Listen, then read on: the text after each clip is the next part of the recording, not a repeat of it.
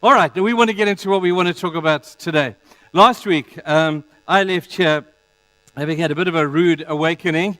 Martin, who preached, for those of you who were here, he spoke on that passage in the book of Luke, and there were two words that he told us to underline, that after he told me to underline them, I could think of nothing else. He simply said, underline the words, in hell. In hell. He was talking about the story of Lazarus and the rich man, and how that they both died. And Lazarus went to the bosom of Abraham, and the rich man went to this place called Sheol. And whatever your interpretation of this thing of hell is, it doesn't really matter. I believe that there is such a place. I've never ever preached on that because I'm so afraid to offend people. I might just mention it every now and then, throw it in there. But people, it really woke me up to the fact that there is such a place. Whatever you perceive it in your theology to think, there is indeed such a place as hell.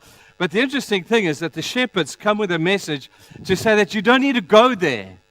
You don't need to go to hell, because the good news is that Jesus has come to earth to redeem mankind. Now, when the angels came, and I'm going to read the passage after this, the angels came and they proclaimed good news to the shepherds. What's that good news? The good news is that you do not have to go to this awful place, this God-forsaken place called hell. That's good news by anybody's stretch of the imagination. I've got to tell you, people, that is really good news. And so when the shepherds got this good news, they couldn't resist it. They had to go and tell everybody about the good news of salvation that would be found by a baby in a manger. So the first reading that I want to read to you today comes from Luke chapter 2. It's the account of the shepherds after they had seen the angels. And this is what it says. The shepherds returned, glorifying and praising God for all the things they had heard and seen, which were just as they had been told. On the 8th day, when it was time to circumcise, he was named Jesus, and name the angel had given him before he had been conceived. And when the word, go back to verse 17, when they had seen him, they spread the word. There's the good news. You don't have to go to hell anymore. You can respond to the message of the baby in the manger, and hell does not need to be your experience. That is good news. And they went out and they spread the good news, the word concerning what had been told them about this child. And all who heard it were amazed at what the shepherds said to them. But Mary treasured up all these things in her heart. People, that is good news. And there's one thing about good news, is that we need to spread it.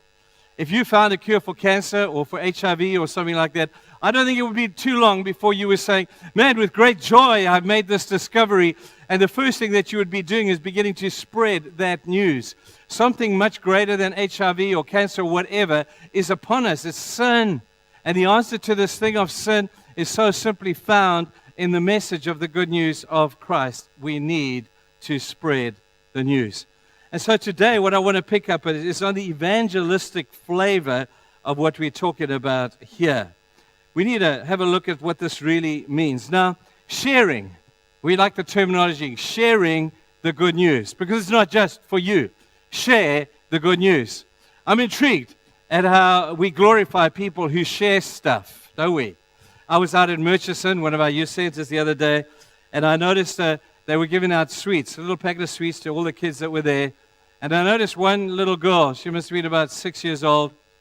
She was given a packet of sweets. Many other kids got in and devoured their sweets, and as kids do. But she held her packet of sweets in her hand, and she protected it. And then she ran into the gym there. There's a gym, and there's a reading room program there. And she found her big brother who was doing his workout in the gym. And she called him with a smile on her face, and she gave him the packet of sweets.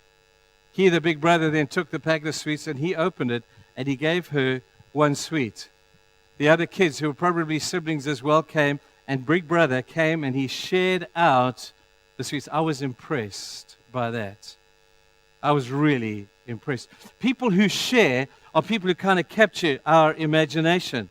Just have a look at the kid that shared his lunch with the disciples, and Jesus was able to share that lunch with 5,000 other people, and we're so impressed with that young kid, we will applaud him and say, well done for sharing your lunch, something that you could have hoarded and kept for yourself because you'd been out there all that time as well. You were hungry, you were thirsty. I'm sure you would want to eat, but you shared it, and we put this kid on a pedestal, and we say how cool it is that people share. We have a look at the book of Acts, and we find a guy by the name of Barnabas who shared stuff.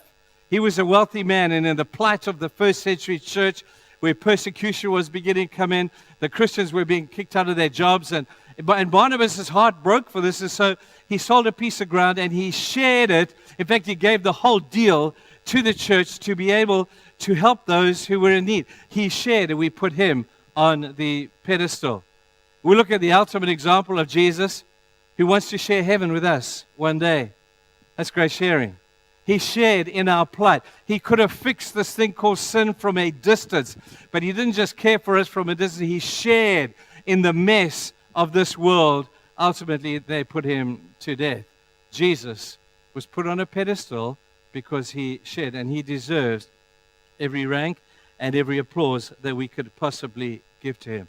Here's the question, that if we applaud and hold in such high regard this sharing thing, why is it that we find it so difficult to do it? If it's such a big deal to us, and we're able to do that, we elevate it to such a high place, why, pray tell, do we find it so difficult to share? Well, I want to suggest a couple of things to you, and they're very commonsensical. You will know these things. I think that we don't want to share because, sometimes when you look at our kids, we have to teach them how to share. It doesn't come naturally because human nature has done a job on us. In human nature, we want to protect ourselves. We want to preserve our space. We want to keep stuff. Then on top of human nature, we've got our culture that says, don't share. You've earned this. You've worked really hard to get this. That guy probably was quite lazy. That's why you don't want to share with people like that. And we have been bred into this culture of hold on to everything for yourself, just in case. And then we take that to an extreme, and we think in order for me to do better, I've got to get enough. And I haven't got enough. And I have to ask you, when is enough enough? Because we just steep. People tell you, human nature and culture have done a job on us. I think it pretty much happens in the realm of three things. First of us, we don't share because we're into this thing of self-preservation. I have to preserve my territory. I don't share because I don't know if I've got enough for me. I don't know if around the corner I will have enough. And so for the sake of self-preservation, we don't want to share.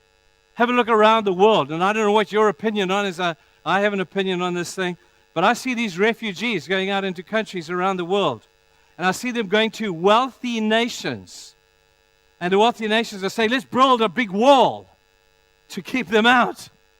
If they took the money that they used for building this darned wall, they could feed thousands. They could house millions. They could do something really good if they were just willing to share. But self-preservation, keep people out of my territory. This belongs to us. I don't know what your opinion is, but I think, when too much is being given, much is required. And I think to share in the nations around us, in the states of 150 million people, they're worried about a couple of 100,000, and they're spending all this money keeping them. And people, I don't understand that. I don't understand that. You look to Europe and you see these wealthy countries and these refugees coming out there in absolute poverty and brokenness and shame and full of guilt and embarrassment, and they reject them. I don't understand that. But by human nature, self-preservation is the number one thing that will stop us from sharing. The second thing that stops us from sharing is self-absorption. I can't get over myself. Can't get over me. The selfie industry. most photographs that people take nowadays are selfies because I'm so absorbed with myself. Take. When here I am at the camp. Here I am having breakfast. Here I am at school. Here I am with my friends. And here I am driving the car. Here I am standing in front of a train. Self-absorption has totally consumed us. As we look into all these different things that we want to do, we become totally obsessed with ourselves. In the story that we had last week about the narrative parable, I thought that was profound. About the narrative parable about Lazarus and the rich man. I don't think the rich man programmed his response to reject him. I don't think the rich man, even though he drove past Lazarus every day as Lazarus sat at his gate, I don't think the rich man made a conscious decision to reject him. The problem was that the rich man was so self-absorbed with himself, he didn't even see the poor guy. And even though Lazarus sat there every day, the rich man, because he built these scotomas or these blind spots or these calloused eyes and calloused hearts, he didn't even see the guy. I worry about self-absorption. The third reason, and they're all self things, is simply because we have a selfish nature, kind of born with one. Everybody, from the moment you're born, you start to cry because you want stuff. And if you don't give it to me, I'll just cry louder until you give me. I'm selfish. I want what I want. And we're born with a selfish nature. You know what the root of selfishness is? If the fruit of a tree was selfishness, the root would be immaturity. You're just acting like a kid. When a kid has a temper tantrum because he wants something, we stand back and we laugh. We say, that's quite cute. Kids having a temper tantrum. That's because they're immature. But when we get into adult life and we're still behaving the same way, the temper tantrum does not, we don't lie on the floor and kick and scream anymore. We just get more clever about it. We sulk. We malign. We scandal. We tell things. All for the same reason of immaturity, which is the root of this thing called selfishness. And so we're up against it. Self-preservation, self-absorption, and selfishness. Now I have totally depressed you. Yes. Okay. I want to take you to an Old Testament story that in the light of evangelism, I've used one portion of this story before. But today, this last weekend, as I read the whole story, I realized that I'm so excited today to share this with you because I have found in this one story so many different aspects of what evangelism and sharing really means. You'll find the story in the book of 2 Kings, chapter 7. And I like, for the sake of time, just to read this story to you. It's just the most amazing story. It has to be, I think, rank as one of my favorite stories. And you find it in 2 Kings. And it was at a time when there was terrible famine in the land. It was a time when people were being under siege. The enemy had got around the city and were sieging the city so no good stuff could come into the city. The Aramean army had surrounded this place and the people were dying to the point that they were eating each other's children. It's a graphic story. And it comes to a head with 2 women. And the one woman says, we need to eat your child today because we ate my child yesterday. It's that bad. That's how hungry they were at this particular time. But here's the deal. There were 4 lepers. Let me read to you from verse 3. Now there were 4 lepers at the entrance of the city gate. They said to each other, why stay here until we die? If we say we'll go into the city, the famine is there, and we will die. And if we stay here, we will die. You see, the lepers were outcast. They had to live outside of the city wall. So the lepers were between the city, which was in famine, and the Aramean army who were out there to get them. And if we stay here, we will die. So let's go over to the camp of the Arameans and surrender. And if they spare us, we live. If they kill us, we're going to die anyway. At dusk, they got up and they went to the camp of the Arameans. When they reached the edge of the camp, not a man was there, for the Lord had caused the Arameans to hear the sound of chariots and horses and a great army. So they said to one another, look, the king of Israel has hired the Hittites and Egyptian kings to attack us. So they got up and they fled in the dusk and abandoned their tents and their horses and donkeys. They left the camp as it was and they ran for their lives. The men who had leprosy reached the edge of the camp and they entered one of the tents. They ate and they drank. They carried away silver and gold and clothes and went off and hid them. They returned and entered another tent and took some things from it and hid them also. Then they said to each other, we are not doing what is right. This is the day of good news. Hey, this is the day of the gospel, and we're keeping it to ourselves. If we wait until daylight, punishment will overtake us. Let's go at once and report this to the royal palace. So they went and called out to the city gatekeepers and told them, We went into the Aramean camp, and not a man was there, not a sound of anyone. Only tethered horses and donkeys, and the tents left just as they were. The gatekeeper shouted the good news, and it was reported within the palace. The king got up in the night and said to his officers, I will tell you what the Arameans have done to us. They know we are starving. So they have left the camp to hide in the countryside. I'm thinking that they will surely come out, and then we will take them alive and get into the city. But one of the officers was so desperate, he said, have some men take 5 of the horses that are left in the city. Their plight will be like that of the Israelites left here. Yes, they will only be like these Israelites who are doomed. So let us send them out to find out what happened. So they selected 2 chariots with their horses. And the king sent them after the Aramean army. He commanded the drivers, go and find out what has happened. Go and check out whether the story is true. They followed them as far as the Jordan. They found the whole road strewn with the clothing and equipment the Arameans had thrown away in the headlong flight. So the messengers returned and reported to the king. Then the people went out and plundered the camp of the Arameans.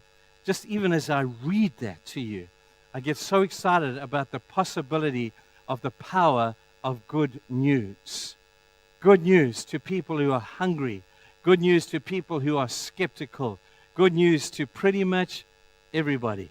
So I want to do this today. I have a number of aspects of that particular story that I want you to pick up on. First thing I want you to understand is that this good news was for people under siege. Under siege. You see, they were in the town and the Arameans had sieged them in. Nothing good was coming into the city. Is that not like our minds? Let me tell you, Satan has put a siege around us. Our culture has put a siege around us that nothing good can come into our minds because it's got to get past the walls of the siege. They will not let it come in. And so it creates within our minds, as it did in that city, a place of absolute hopelessness, where there's nothing going to happen for us. This is our portion in life. As it is, so it always will be. It's every man for himself.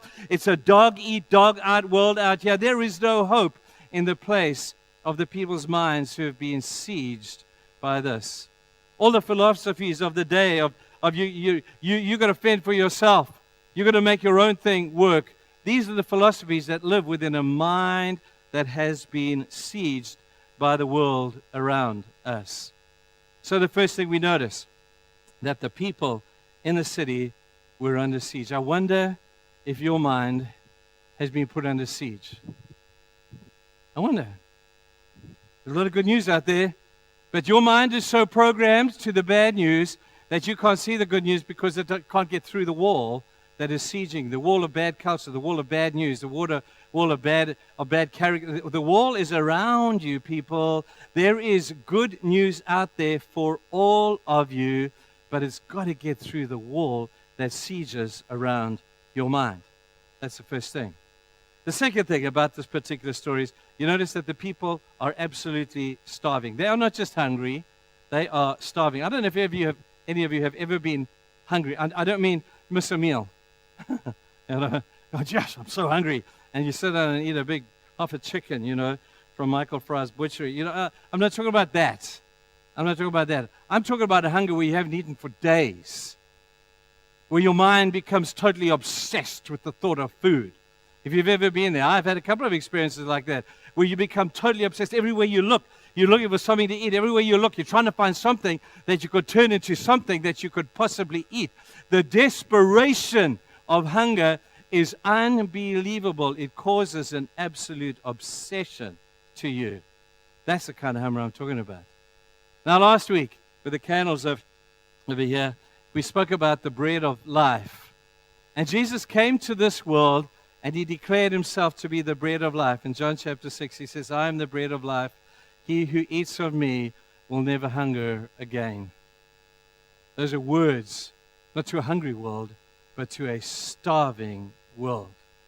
That for your soul needs food. You can't feed it other stuff because it's selective food. And only God can fill that portion of what you particularly need. Now, if we look at this, we can see how Bethlehem was called the place of bread.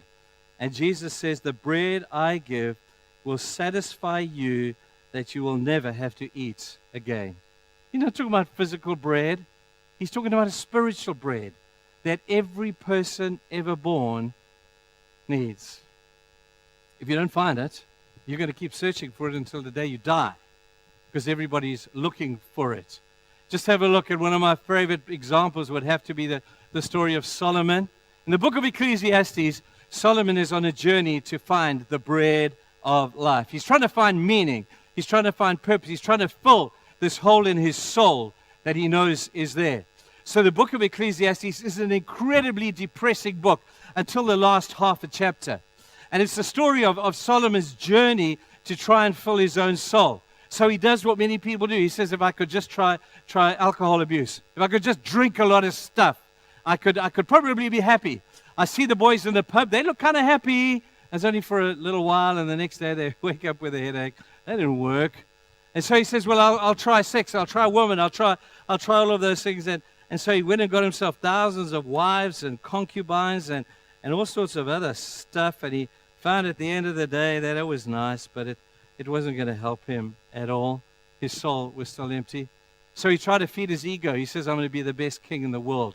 And all the kings around me and all the nations are going to come and visit me because I'm going to be the best. And so he did that. He had the best run nation, the wealthiest people, the happiest nation in the world. And all the kings did that. They came and applauded him. Queens came from all over the place. They gave him what he wanted. They stoked his ego. And he found, man, that's also like chasing the wind. If you've ever tried to do that.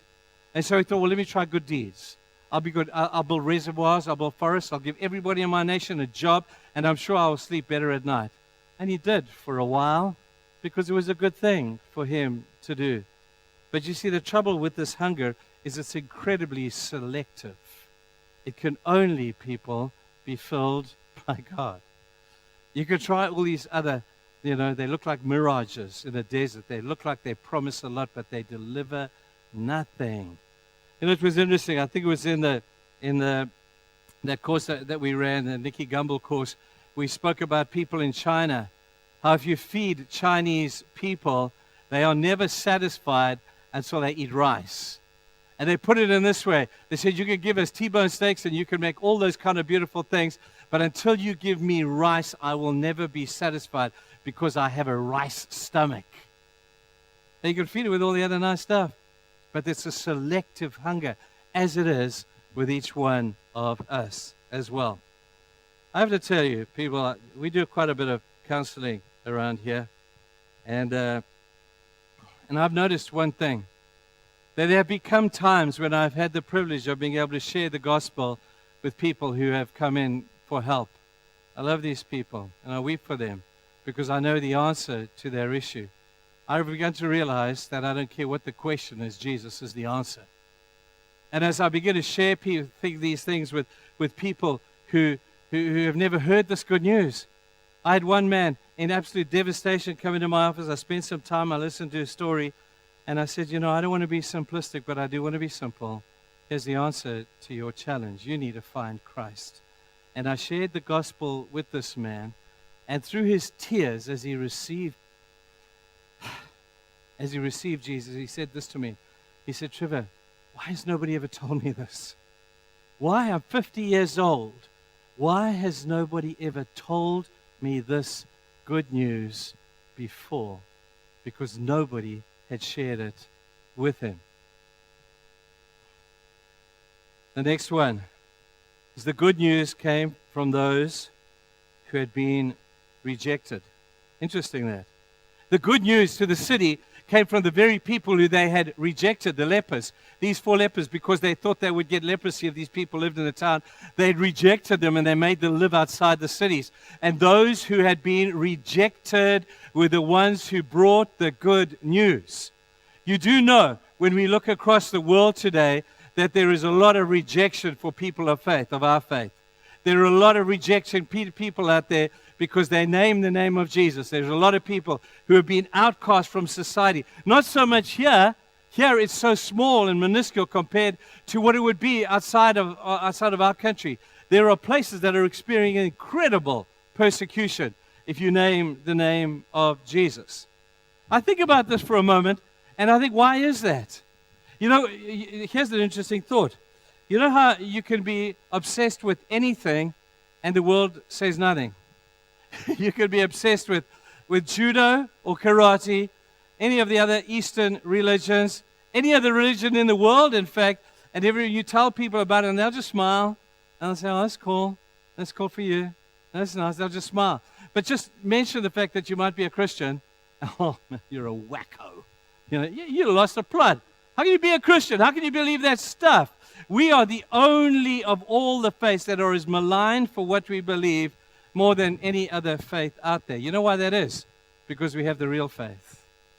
And I say that with great kindness. We have the real deal. And Satan knows it. Satan knows that when you receive Christ, you become a threat to him. And he's going to persecute. He's not going to persecute somebody over there who's no threat to him at all. He's only going to persecute the faith that is a threat to the kingdom of darkness, and that happens to be us. So we need to expect at the end of the day that we're going to receive persecution. We're going to be ostracized in a way. People are going to look down on us maybe when they know that we are Christians. But people, it's the best thing that we could possibly do. When we started this year, what was our prayer?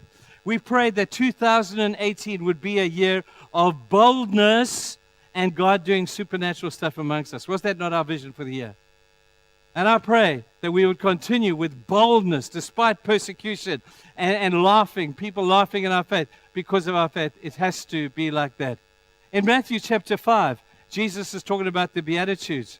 And he says this. He said, blessed are you when you are persecuted for righteousness' sake. For such is the kingdom of heaven. But he says this, that for the same way that they persecuted the prophets before you, they're going to persecute you. So do not be surprised, people, when we who have supposedly been rejected by the world and the worldly system come with good news. Expect the persecution and the ridicule and the rejection. Here's number 5. Here's the key verse. Verse 9. We are not doing what is right.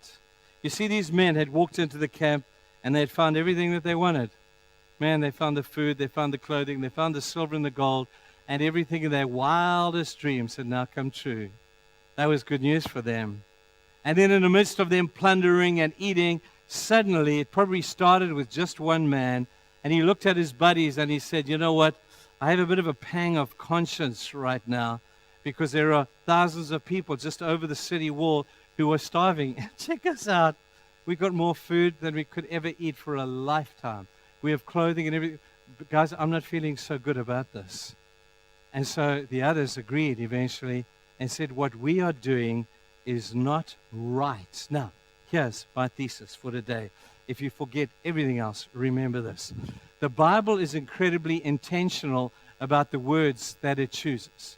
There is no one word translated in the Bible that is just stuck there because they couldn't find another word. Every word is intentionally there. And I'm intrigued by the fact that they use the word right. It is not right that we are doing this thing. And I thought about that yesterday. I thought, man, if I were to write this Bible portion, I would have said, it's not good that you are not sharing. But that's what I would have written. But I have to tell you the difference between good and right is simply because good is optional, right is compulsional. If you want to do what is right, it's legislated. It's there in black and white. This, sharing people, is not just a good thing to do. In fact, it's not good at all because it's the right thing to do. There's a legalistic aspect to this thing according to the law of right and wrong. And we need to understand this deal. And when you look at some of the kings in the book of Chronicles, go and read it. You read about the kings that were there. And it starts like this. And this was the name of the king. He did evil in the sight of the Lord. And when he did evil in the sight of the Lord, the whole nation crumbled under him. And then all of a sudden would come out of the woodwork a good king and a right king. And they would say this, and he did right in the eyes of the Lord. And as a result of his rightness, the nation began to go in the way that God could bless it because he did what was right. You see, good is optional. The Good Samaritan. He didn't have to get in the gutter. It was an option. He could have done what the other guys did and just walked straight past. But he was good. and he will get credit one day for being and doing good. But right is incredibly critical. Right is bigger than good. I'm going to finish off the sermon by talking about this again. But here's number 6 while we move on. Those to whom the message were given, they just didn't believe it at first. You see, when we go to the world with the good news of the gospel, there are those who don't want to believe. There are those who won't believe. They're out there. That's why Jesus told the parable of the sower and the seed. Some of it fell on pathways, it was scooped up and was gone. And they will never believe because it was gone. Those are the cynics. Came along and took away the word. There was some that fell amongst thorns that it got choked. There was some that fell amongst rocks. There will always be some response to the word of God and the good news when it is given. And it's kind of like that in the story here as well. If you read in the story, you'll find that the story from last week was that of Lazarus. And Lazarus cries, the rich man cries out from hell, and he says, Abraham, Father Abraham, will you send Lazarus to tell my brothers so they don't end up here in hell with me? And Abraham says, even if somebody would arise from the dead and tell them, there's no guarantee that they would be saved. You see, some people don't want to be saved. That breaks my heart. There are some who don't want to, and some who just plain won't believe. That's why they don't. And then we look at the next aspect of the people that don't want to believe, of those who have heard the good news, and they say, man, that news is good, but I think that good news is just too good to be true. It can't be that good. You don't know what I've done, Trevor. You don't know what sins I have committed. You don't know the darkness that I have gone into in my life. I can't believe that God would be able to forgive me. It's just too good to be true because I'm too bad for a God to love even me. And there are people, funnily enough, who respond to the good news that God can forgive by simply saying, I don't believe that. It's just too good to be true. But here's the big one. You see, when those lepers came to that city and said, it's open. The good news is there's food out here, guys. They didn't believe them because the message had to be first tested. Interesting. When we share the gospel with people around us, they need to test it. You see, there's got to be a compatibility between the message and the messenger. And when the messenger is not reflecting the message, then the people will get cynical and say, yeah, right. Yeah, right. You need to preach your own sermon to yourself before you preach it to me. And so we have this thing of the world saying, okay, if that is good news out there, then let's just test this good news. I thought again yesterday of I want to have some kind of practical aspect to what I'm talking about today. And I thought about the different ways that people can share their faith. And I thought about the different styles of sharing. Let's talk about the different styles. It's interesting. Hang with me to the end and you'll see while I'm doing this thing. The first style that we can have is that of the corrupted style of sharing. There are some people who share the gospel because they want to fix people. I can fix you. Fix people. There are other people, however, this is kind of like a competition between people who want to fix people and between people who want to just be friends with people. That's more powerful than that. You know that, hey? And people come with a sense of arrogance. I've seen it. In fact, I can tell you, I've been it, where I will arrogantly say, I know what your problem is, and I know that if you will just do this, you're going to be fine.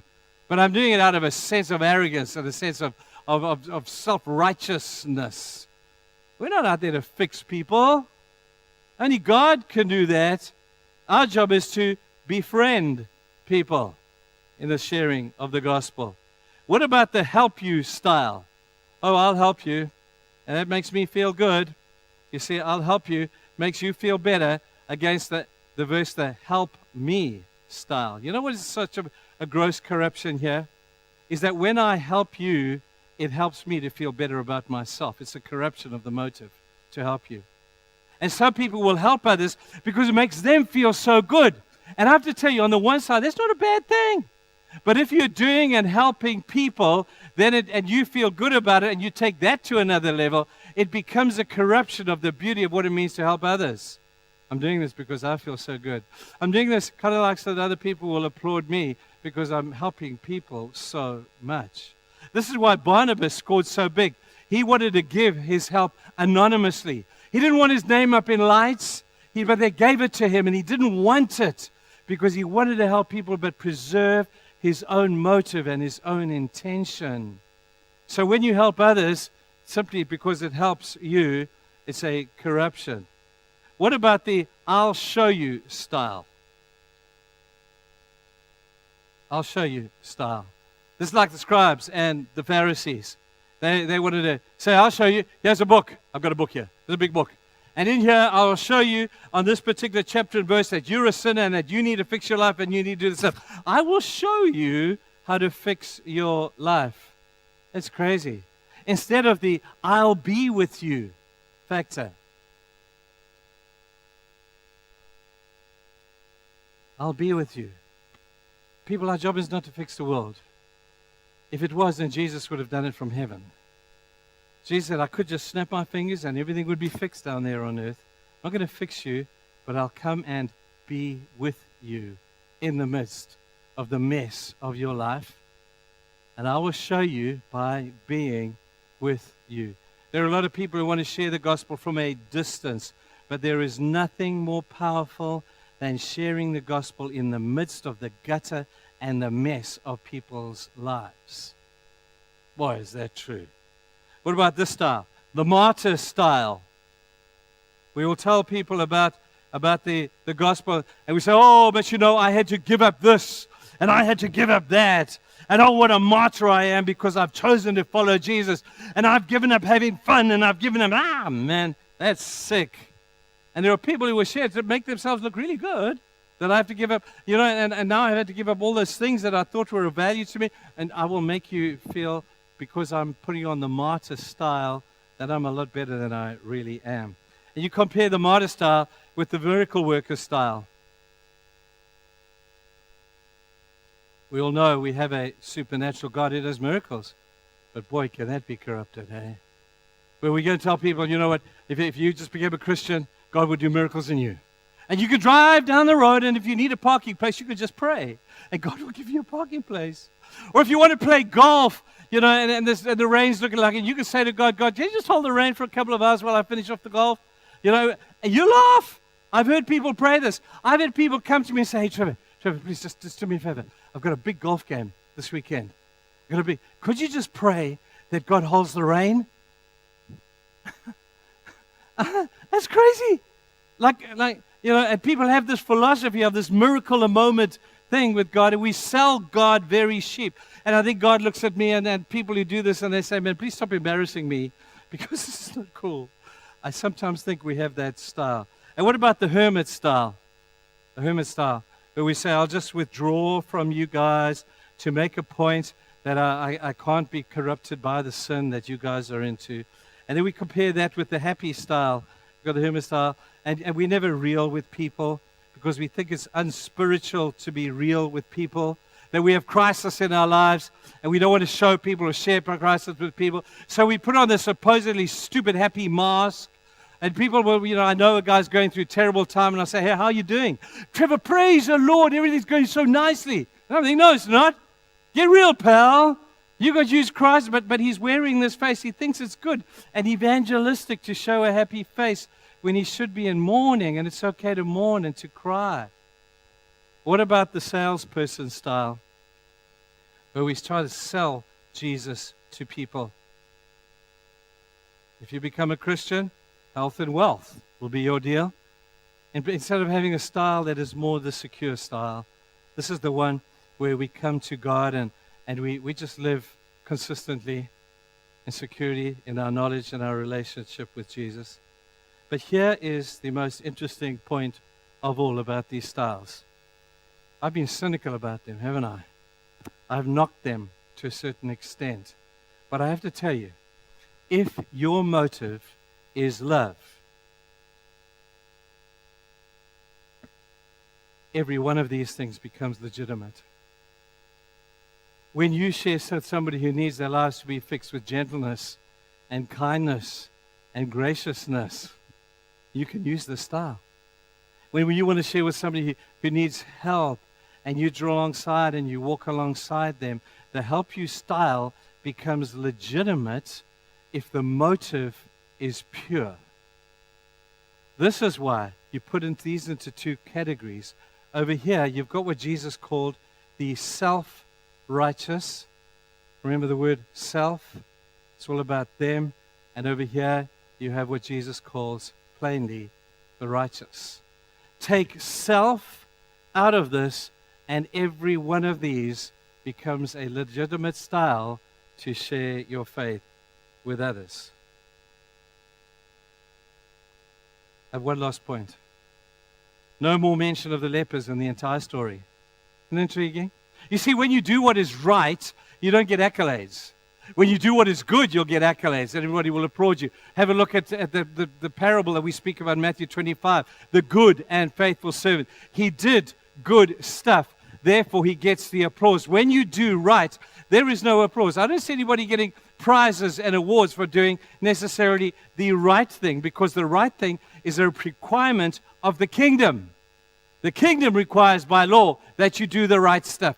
And we have a kingdom of man and we have a kingdom of God. The same principle applies. This is an expectation of you people. An expectation that you will do what is right to share the gospel. The 4 lepers were never mentioned again.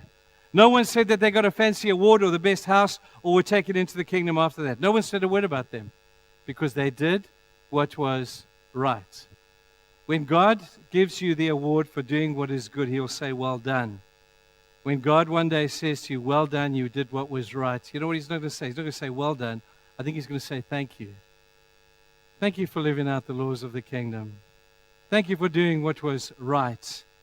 And other people, when you get to heaven one day, there's going to be a whole bunch of people that may just line up to say, hey man, thank you for sharing the gospel with me.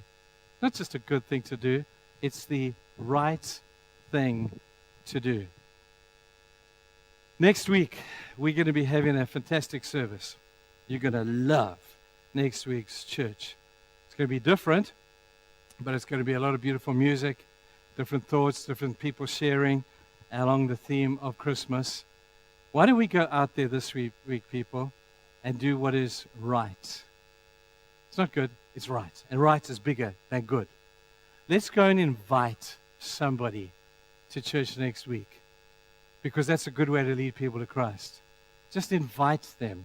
Look at how many times Jesus invited people. Other people invited people to come and see Jesus. They invited us. The invitation is a big deal.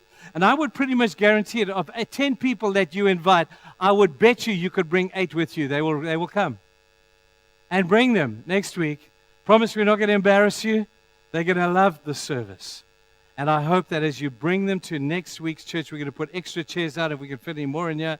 And we're going to bring out extra chairs for you to bring those who are being invited, because we're going to do what is right. Thank you. Let's pray.